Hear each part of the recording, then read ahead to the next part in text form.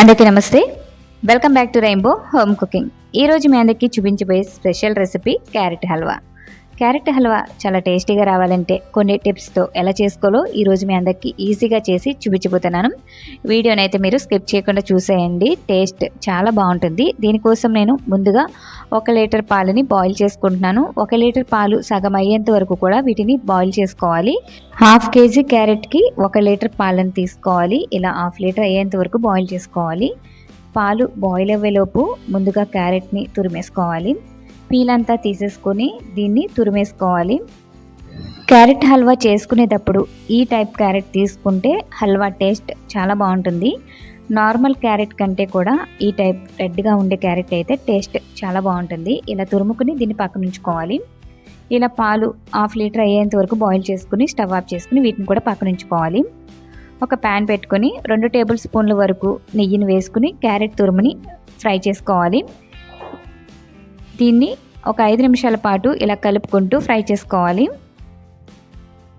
ఇలా ఫ్రై చేసుకున్న తర్వాత దీనిలో ముందుగా బాయిల్ చేసి పెట్టుకున్న మిల్క్ని వేసేసుకోవాలి.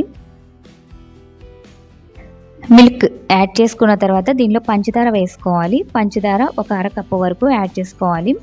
స్వీట్ తక్కువ తినే వాళ్ళైతే తగ్గించి వేసుకోండి. పంచదార వేసుకున్న తర్వాత ఒకసారి బాగా మొత్తం కలిపేసుకోవాలి.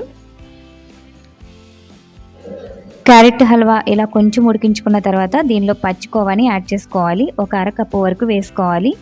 క్యారెట్ హల్వాలో ఇలా పచ్చికోవా వేసుకోవడం వల్ల టేస్ట్ చాలా బాగుంటుంది. అస్సలు స్కిప్ చేయొద్దండి.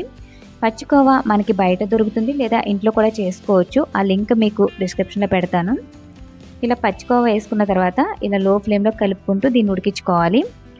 దగ్గర పడిపోయిన తర్వాత దీనిలో నెయ్యి యాడ్ చేసుకోవాలి. ఇలా దగ్గర పడింది కదా, స్టవ్ ఆఫ్ చేసేసుకుని 2 టేబుల్ స్పూన్ల వరకు నెయ్యిని, ఇంకా దీనిలో యాలకుల పొడి 1 టీ స్పూన్ యాడ్ చేసుకోవాలి. కట్ చేసి పెట్టుకున్న డ్రై ఫ్రూట్స్ అన్నీ యాడ్ చేసుకోవాలి. వీటిని అయితే ఫ్రై చేయని అవసరం లేదు, ఇలాగే వేసేసుకోవచ్చు. ఇవన్నీ కూడా బాగా కలిపేసుకోవడమే. చాలా సింపుల్ రెసిపీ, టేస్ట్ చాలా బాగుంటుంది. ఎప్పుడు చేసే విధంగా కాకుండా క్యారెట్ హల్వాని ఇలా ఒకసారి ట్రై చేసి చూడండి. టేస్ట్ చాలా బాగుంటుంది. వీడియో కనుక నచ్చితే లైక్ చేయండి. Thanks for watching.